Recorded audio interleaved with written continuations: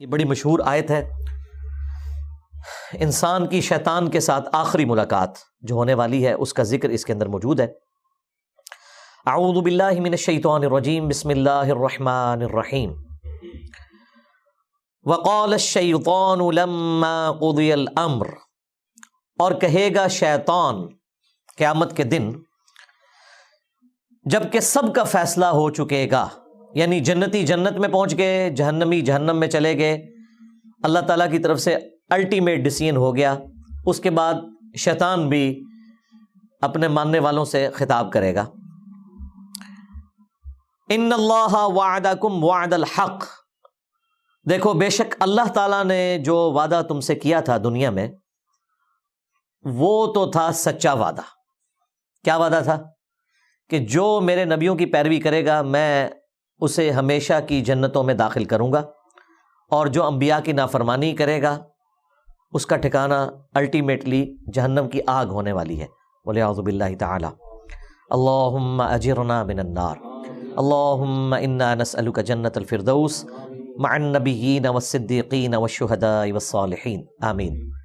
تو شیطان کہے گا دیکھو اب تو حق واضح ہو چکا ہے، بے شک جو اللہ نے تم سے وعدہ کیا تھا نا وہ پورا کر دیا، جو جنتیوں کے حق میں وعدہ کیا تھا اہل ایمان کے حق میں وہ بھی درست ثابت ہو گیا، اور جو جہنمیوں کے لیے اہل کفر کے لیے وعدہ کیا تھا وہ بھی پورا ہو گیا۔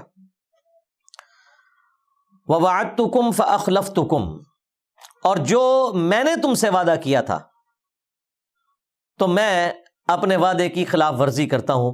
یعنی میں نے کیا وعدہ کیا تھا دنیا میں؟ لمبی امیدیں دلائی ہوئی تھی۔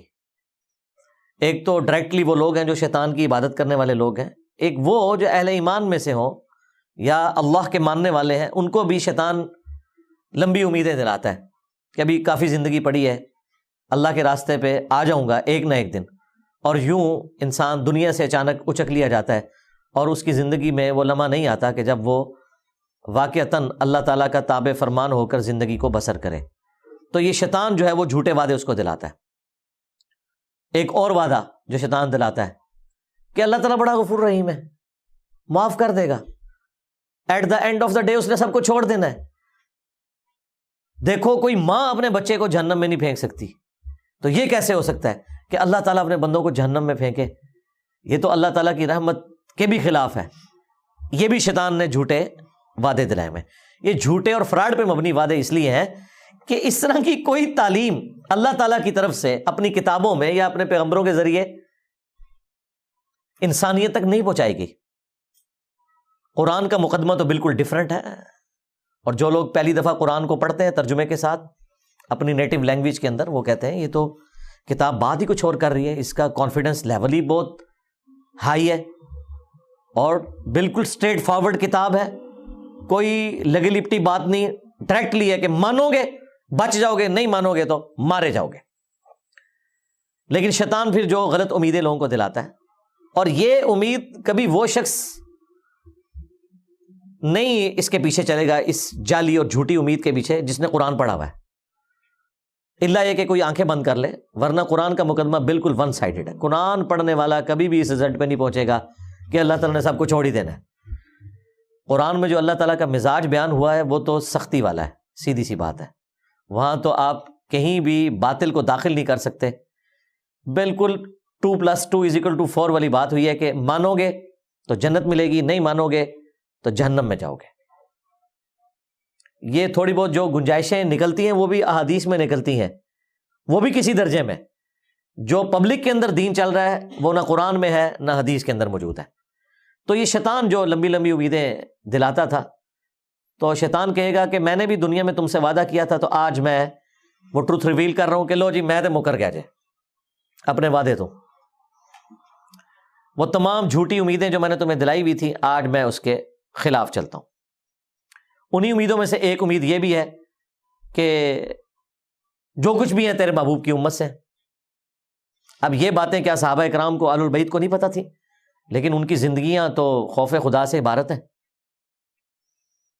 خود اللہ کے محبوب صلی اللہ علیہ وآلہ وسلم نے جس سختی کے ساتھ اپنی امت کو سمجھایا ہے وہ تو بالکل ون سائیڈڈ مقدمہ ہے۔ بخاری مسلم دونوں میں حدیث ہے، اللہ کے محبوب صلی اللہ علیہ وآلہ وسلم نے فرمایا دیکھو اپنے مال کی زکوٰۃ ادا کرنا، اللہ کا حق جو ہے وہ دینا، مال غنیمت میں خرد برد نہ کرنا، بیت المال کے اندر بے ایمانی نہ کرنا۔ ایسا نہ ہو کہ قیامت کے دن تم میں سے کسی شخص کی گردن پہ اونٹ سوار ہو اور وہ چیخ رہا ہو اغثنی یا رسول اللہ، یا رسول اللہ میری مدد فرمائے، میں تمہارے کچھ کام نہیں آؤں گا، میں نے جو کچھ بتانا تھا تمہیں دنیا میں بتا دیا۔ ایسا نہ ہو کہ کسی شخص کی گردن پہ اس کی گائے سوار ہو جس کی اس نے زکوٰۃ ادا نہیں کی، اور وہ چیخ کے کہہ رہا ہو اغثنی یا رسول اللہ، یا رسول اللہ میری مدد کیجئے، میں تمہارے کچھ کام نہیں آؤں گا، میں نے دنیا میں جو تمہیں بتانا تھا بتا دیا۔ پھر نبی الاسلام نے مختلف چیزیں گنوائیں، کسی کی گردن پہ بکری سوار ہو۔ آپ حیران ہوں گے، جب ہم میٹرک میں پڑھتے تھے تو ہم نے یہ بیج لگایا ہوتا تھا اغثنی یا رسول اللہ، یا رسول اللہ میری مدد فرمائے، اور جس حدیث سے یہ جملہ نکالا ہوا ہے اس حدیث میں تو یہ کہ یا رسول اللہ میری مدد فرمائے، اور رسول اللہ کیا کہیں گے؟ میں نے دنیا میں جو بتانا تھا وہ بتا دیا۔ بالکل الٹ چل رہا ہے معاملہ۔ پھر بخاری مسلم میں وہ مشہور زمانہ حدیث، جب اللہ تعالیٰ نے قرآن میں سورہ شعراء میں فرمایا نا کہ اپنے قریبی رشتہ داروں کو ڈر سناؤ، تو نبی اسلام نے ایک ایک رشتہ دار کو بلایا، اے نبی کے چچا عباس میرے مال سے جو لینا ہے لے لے، اگر اللہ کے حضور پکڑا گیا تو میں تیرے کچھ کام نہیں آؤں گا۔ اے نبی کی پھوپھی صفیہ میرے مال سے جو لینا ہے وہ لے لے، اگر اللہ کے حضور تو پکڑی گئی تو وہاں میں تیرے کچھ کام نہیں آؤں گا۔ اے نبی کی بیٹی فاطمہ میرے مال سے جو لینا ہے وہ لے لے، یعنی دنیا میں اس کا مالک ہوں، لیکن اگر اللہ کے حضور تو پکڑی گئی تو میں تیرے کچھ کام نہیں آؤں گا۔ حالانکہ سیدہ فاطمہ ڈیفینیٹلی جنتی عورتوں کی سردار ہیں۔ بیسیکلی ان کو سینٹرڈ کر کے ہمیں بتایا جا رہا تھا کہ اگر کوئی فراڈیا آپ کو یہ کہے کہ میرے سلسلے میں بیعت ہو جاؤ، میں تمہیں جنت میں اپنے ساتھ لے کے جاؤں گا، تو آپ نے سمجھ لینا ہے کہ ایک کہانی ہے۔ بالکل، اس لیے نبی اسلام نے یہ بتایا۔ پھر صحیح مسلم میں حدیث ہے، جسے اس کے عمل نے پیچھے چھوڑ دیا اس کا نسب اسے آگے نہیں لے کے جا سکتا۔ ہاں اگر جس کے اعمال درست ہیں پھر اسے فائدہ ہو سکتا ہے نسبت کا۔ پھر حسن و حسین ہی جنتی نوجوانوں کے سردار ہیں، نبی اسلام کی بیٹی ہی جنتی عورتوں کی سردار ہے، لیکن یہ صرف نسبت کی وجہ سے نہیں ہے، اعمال بھی ایسے ہیں۔ دوسری طرف حضرت نوح علیہ السلام کا بیٹا، نسبت کوئی کام نہیں آئی کیونکہ اس کے عمل نے اس کو پیچھے چھوڑ دیا۔ تو شیطان قیامت کے دن اعلان کر دے گا جو میں نے دنیا میں تم سے وعدہ کیا تھا نا، میں تو آج اعلان برات کر رہا ہوں تم سے، یعنی دیکھیں اینڈ ٹائم پہ آ کے وہ دھوکہ دے جائے گا۔ ہمیں تو ویسے دنیا میں ہی پتہ ہے، اور یہ اللہ تعالیٰ کی شفقت ہے کہ اس نے اس دنیا میں آخرت کی فلم چلا دی ہے۔ یعنی یہ ہونے کے بعد اگر پتہ چل رہا ہو تو انسان کہے گا کاش مجھے دنیا میں پتہ چل جاتا نا تو میں اپنا راستہ درست کر لیتا۔ تو سرکار دنیا میں پتہ چل چکا ہے، پیپر آؤٹ ہو چکا ہے، اس کے جوابات بھی بتا دیے گئے ہیں، صرف پیپر نہیں آؤٹ ہوا، جواب بھی بتا دیے گئے۔ اب کوئی شخص خود ہی بدبخت ہے کہ وہ پیغمبروں کا راستہ چھوڑ دے اور شیطان کے راستے کے اوپر چلے۔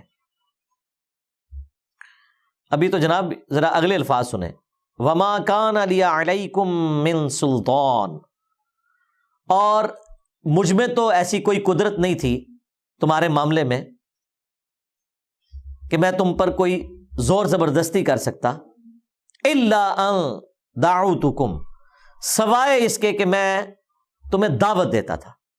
لیں جی یہ مقدمہ بھی بالکل کلیئر ہے کہ جو لوگ دنیا میں کہتے ہیں کہ ہم سے شیطان نے یہ کام کروایا اور اس کی پلی لیتے ہیں، کیا خود ہوتا ہے، شیطان نے اس حوالے سے تو کروایا ہوتا ہے کہ وہ دعوت دیتا ہے، اس حوالے سے شیطان نے نہیں کروایا ہوتا کہ وہ زبردستی کرواتا ہے۔ یہ ذہن میں رکھیے گا، وہ صرف دعوت دیتا ہے۔ وہ تو یوسف علیہ السلام نے بھی کہا تھا کہ شیطان نے میرے بھائیوں اور میرے درمیان جدائی کر دی، لیکن یوسف علیہ السلام کے کہنے کا مقصد یہ نہیں تھا کہ میرے بھائی بے قصور ہیں، نہ، انہوں نے معافی مانگی ہے، دعوت دی شیطان نے، ظاہر شیطان نے تو دعوت دینی ہے۔ تو یہاں پر واضح ہے کہ شیطان قیامت کے دن کہے گا کہ مجھے تم پر کوئی زور نہیں تھا سوائے اس کے کہ میں تمہیں صرف بلاتا تھا برائی کی طرف، اور دنیا میں اچھائی کی طرف بلانے والے لوگ اور وہ سگنلز زیادہ آتے ہیں آپ کی زندگی میں ایز کمپیئر ٹو برائی کے۔ اگر آپ لسٹ ڈاؤن کریں اپنے بچپن سے لے کے جوانی تک، ماں باپ، رشتہ دار، ٹیچرز، دوست، احباب، زیادہ تر لوگ آپ کو اچھائی کی طرف بلا رہے ہوتے ہیں۔ وہ لوگ بھی جو خود برائی پہ چل رہے ہوتے ہیں نا، وہ بھی آپ کو اچھائی کا ہی درس دے رہے ہوتے ہیں. تو سگنلز تو وہاں سے بھی آ رہے ہوتے ہیں. یہ تو انسان کی اپنی مرضی ہے نا کہ وہ اچھا سگنل لیتا ہے یا برا سگنل لیتا ہے. تو شیطان صرف دعوت دیتا تھا دنیا میں, زور کوئی نہیں تھا.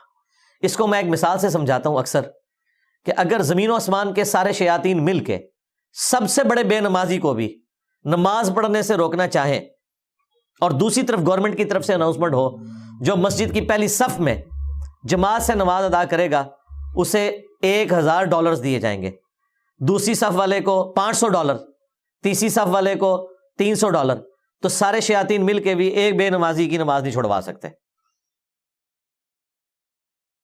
پھر وہ شیطان کا زور کہاں چلا گیا؟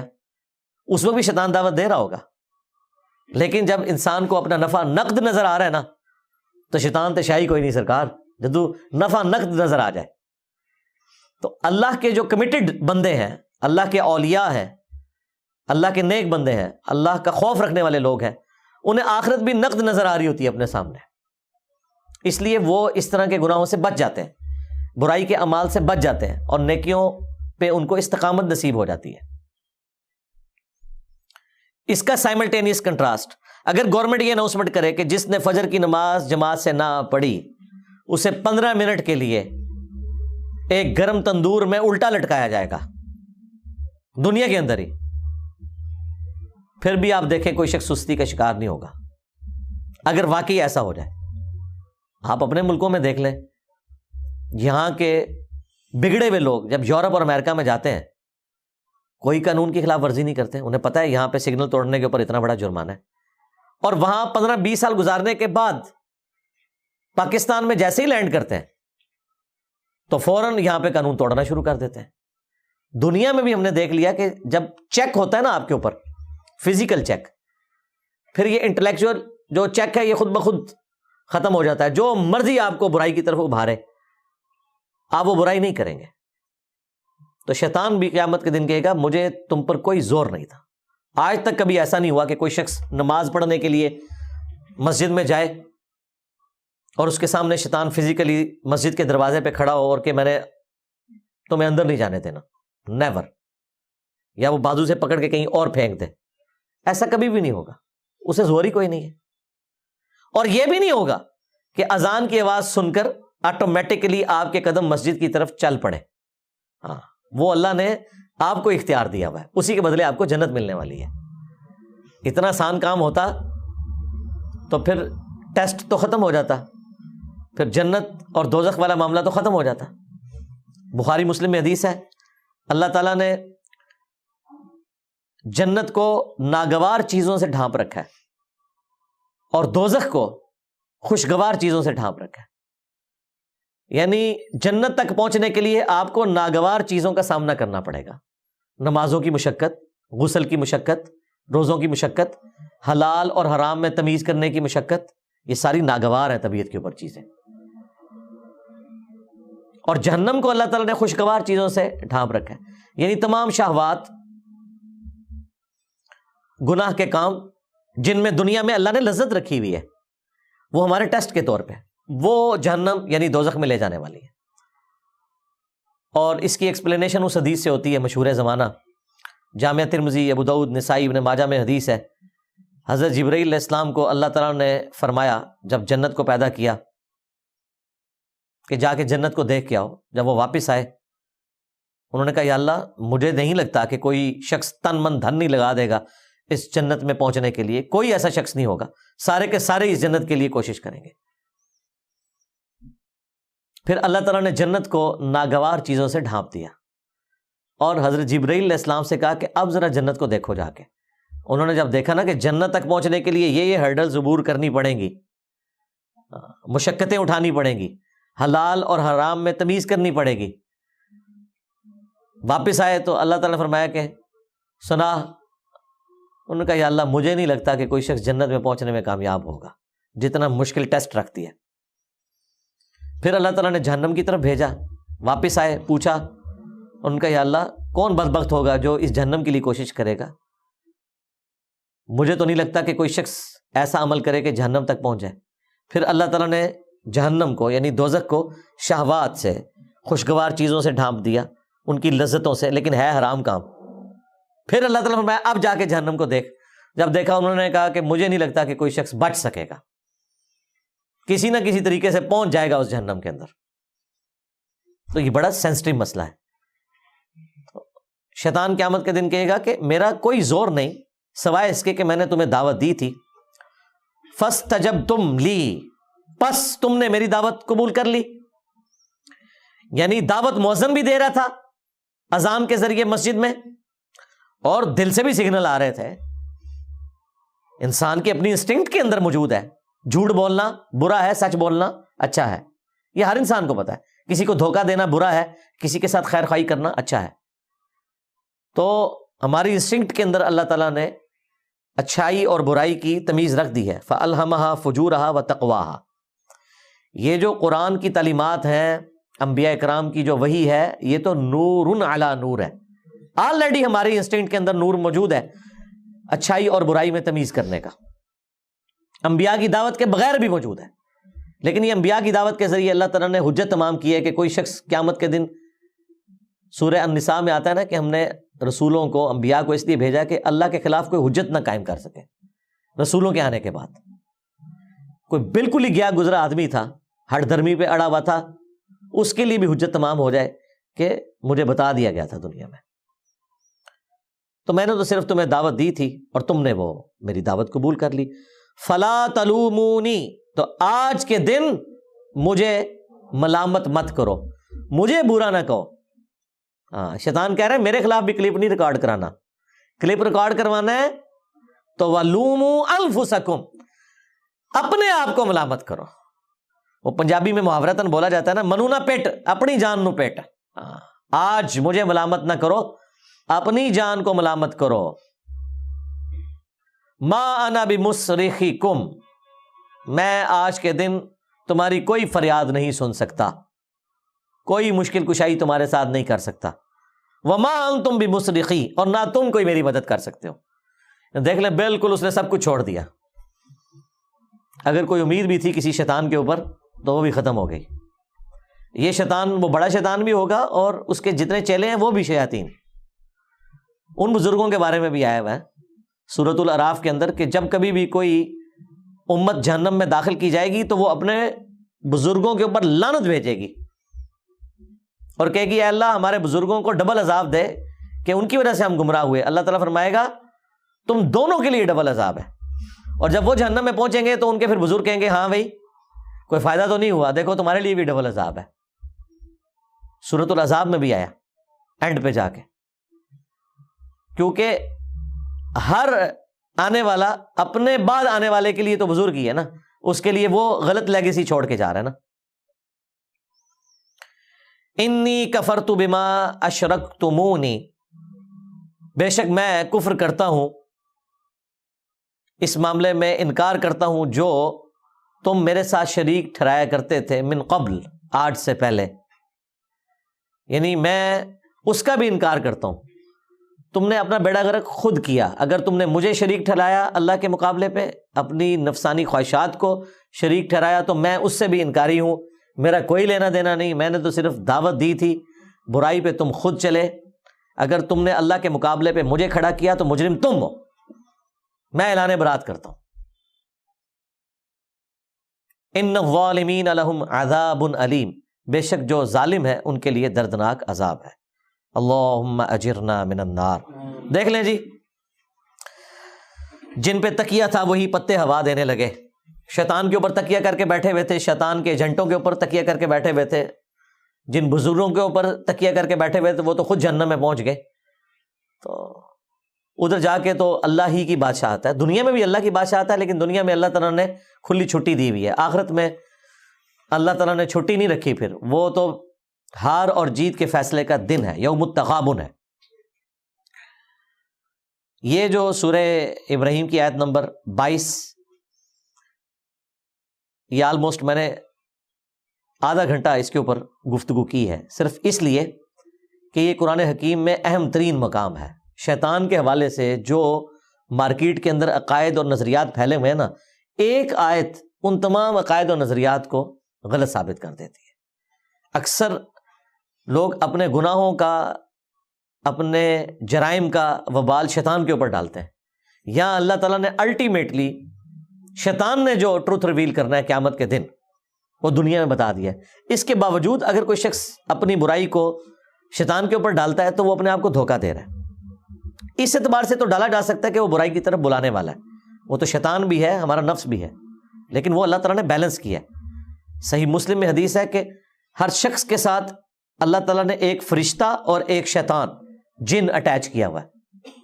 فرشتہ اسے اچھائی کی طرف بلاتا ہے اور شیطان یعنی جن وہ برائی کی طرف بلاتا ہے. تو اللہ نے بیلنس کیا ہوا ہے, دعوت دونوں طرف سے آ رہی ہے. آپ کوئی اچھائی کا کام کریں, اندر سے آپ کو تھپکی ملتی ہے کہ بڑا اچھا کام کیا, اگرچہ آپ کو اس کے لیے مشقت بھی اٹھانی پڑے, لیکن دل سکون پکڑتا ہے کہ یار نہیں, یہی کرنا چاہیے تھا, خیر ہے, اللہ تعالیٰ اجر دینے والا ہے. یہ فرشتے کے ذریعے تھپکی ملتی ہے. اور اگر برائی کا کام ہو جائے تو دل جو ملامت کرتا ہے کہ غلط کام کیا, ایسا نہیں کرنا چاہیے تھا, تو فرشتہ اللہ نے ساتھ اٹیچ کیا ہوا ہے. اسی صحیح مسلم کی حدیث میں جب ایک صحابی نے جرت کر کے پوچھا, یا رسول اللہ آپ کے ساتھ بھی شیطان اٹیچ ہے؟ آپ نے فرمایا ہاں میرے ساتھ بھی شیطان اٹیچ تھا, لیکن اللہ نے اسے میرا مطیع کر دیا, وہ مجھے اب نیکی کی طرف ہی بلاتا ہے. یعنی نبی علیہ السلام کے ساتھ جو شیطان اٹیچ تھا وہ مسلمان ہو گیا. اور یہ اللہ تعالیٰ کا ایک خاص کرم, چونکہ انبیاء اکرام اللہ تعالیٰ کے مخلص بندے ہیں, چنے ہوئے بندے, ان کو اللہ تعالیٰ بچا لیتا ہے. ایک لفظ ہے مخلص, مخلص کہتے ہیں اخلاص, کمٹمنٹ شو کرنے والا. مخلص جسے اللہ اپنے لیے خالص کر لے, وہ صرف انبیاء اکرام ہوتے ہیں علیہم السلام. لہذا قصہ آدم اور ابلیس میں جہاں کہیں شیطان کا یہ جملہ آتا ہے نا کہ میں تیرے بندوں کو گمراہ کر دوں گا سوائے ان کے کہ جو تیرے مخلص بندے ہوں گے, وہاں مخلص بندوں سے مراد صرف انبیاء ہے. انبیاء کے بعد کوئی بھی مخلص نہیں ہے, سب کے سب مخلص ہیں, انہوں نے اپنی محنت سے ہی بچنا ہے. لیکن انبیاء کے کیس میں اللہ تعالیٰ کی رحمت, اس کی اسپیشل پروٹیکشن, وہ انہیں برائی سے بچا لیتی ہے. اس طرح کی پروٹیکشن عام بندوں کے کیس میں بھی کبھی کبھار اللہ تعالیٰ چاہے تو فرما سکتا ہے, لیکن اللہ کا کوئی وعدہ نہیں ہے کہ ضرور ایسا کرے گا. وہ خود ہی اس نے بچنا ہے تو بچنا ہے, اور اسی میں اس کے لیے انعام ہے. حضرت یوسف علیہ السلام کے بارے میں قرآن میں آیا نا کہ اس عورت نے یوسف کا قصد کیا, یوسف بھی قصد کر لیتا اگر اپنے رب کی برہان دلیل نہ دیکھتا. یعنی اللہ تعالیٰ نے کلیئر کر دیا کہ یوسف علیہ السلام کو ہم نے بچایا, اور پھر اس کے ساتھ آیا کہ بے شک ہمارے وہ مخلص بندوں میں سے تھے, ہم نے ان کو اپنے لیے خالص کر لیا تھا. اللہ نے انبیاء کو اپنے لیے خالص کر لیا. باقی لوگ محنت کے ذریعے اپنے آپ کو اللہ کے لیے خالص کرتے ہیں, اور انبیاء اکرام کو اللہ تعالیٰ خود سے اپنے لیے خالص کر لیتا ہے, کیونکہ ان کو اللہ تعالیٰ نے انسانیت کا امام بنانا ہوتا ہے, ان کی اسپیشل پروٹیکشن ہوتی ہے. تکلیف سے وہ بھی گزرتے ہیں, آزمائش سے وہ بھی گزرتے ہیں, اور جو گناہ کی لذت ہے وہ والا معاملہ انبیاء کے ساتھ بھی اٹیچ ہوتا ہے کہ ان کے لیے بھی گناہ میں لذت موجود ہوتی ہے, لیکن اللہ تعالیٰ ان پہ خاص کرم فرماتا ہے. اللہ کے خوف اور تقوی کا ایسا ان پہ غلبہ ہوتا ہے کہ گناہ کی لذت پھر پیچھے رہ جاتی ہے. لیکن یہ نہیں ہے کہ لذت ان کے لیے نہیں ہے, ورنہ تو ان کا ٹیسٹ ختم ہو جائے, ان کی تو پھر باقی لوگوں پہ فضیلت بھی ختم ہو جائے. لذت ہونے کے باوجود وہ خوف خدا کی وجہ سے, اللہ کے اسپیشل کرم کی وجہ سے بچ جاتے ہیں. اس کو آپ دنیا میں ایک مثال سے سمجھیں. آپ کو کئی دن کا فاقہ ہو اور آپ کے سامنے آپ کی مرضی کا کھانا رکھ دیا جائے, بریانی یا چکن پلاؤ یا چکن قورمہ, جیسے ہی آپ روٹی کو ہاتھ لگائیں اور کوئی کلین شیف بندہ آ کے آپ کے کان میں کہہ دے کہ یہ جو علماء نے آپ کی دعوت کی ہے نا, اس کھانے میں زہر ملایا ہوا ہے, آپ کو نہ علماء کی داڑھی نظر آئے گی نہ پگڑی, بھلے جھوٹی خبر بھی ہو, آپ یہ بھی نہیں کہیں گے نہیں اتنے بڑے بڑے بزرگ کیسے جھوٹ بول سکتے ہیں, میں کھا کے چیک کروں گا. کھا کے چیک کرنا ہے, کھا کے دے تو آگے پہنچ جانا ہے. تو اگر کوئی شخص آپ کے کان میں آ کے یہ بات کر دے تو نہ صرف آپ اس کھانے سے رک جائیں گے بلکہ وقتی طور پہ آپ کی بھوک بھی مار جائے گی. اور یار اتنے بھوکے لوگ اتنے شوق سے کھانا لے کے بیٹھتے ہیں, بیوی کو ایسی بات کر دیتی ہے بندہ ادھر لقمہ پھینک دیتا ہے, اے بھیا جی کھانا ڈھونڈنا کے کھانا کے. یہ دنیا میں ہوتا ہے. اور زہر ہو اگر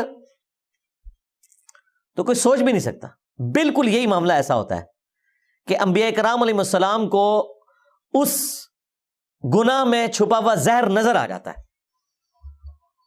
انہیں وہ بریانی کی خوشبو, قورمے کی خوشبو اٹریکٹ ہی نہیں کرتی, کیونکہ جب آپ کا دھیان کسی چیز کی برائی کی طرف چلا جائے نا, آپ کو کہ جی چھوڑے جی زہر کو, خوشبو دیکھیں بریانی کی کیسی ہے, آپ کہیں گے جی لعنت ہے اس خوشبو کے اوپر کہ جس کے اندر میری موت چھپی ہوئی ہے. خوشبو بھی اس کی جو ہے نا اٹریکٹ کرنا آپ کو بند کر دے گی. ایک اور مثال, موٹر وے پہ آپ کبھی سفر کریں, جو بندے پہلی دفعہ موٹر وے پہ جاتے ہیں نا, تو ظاہر ہے جو دونوں طرف کی گرینری ہے, خوبصورتی ہے, اور بالکل ایک دنیا سے الگ آپ جا رہے ہوتے ہیں ٹریولنگ کرتے ہوئے, انجوائے کرتے ہیں.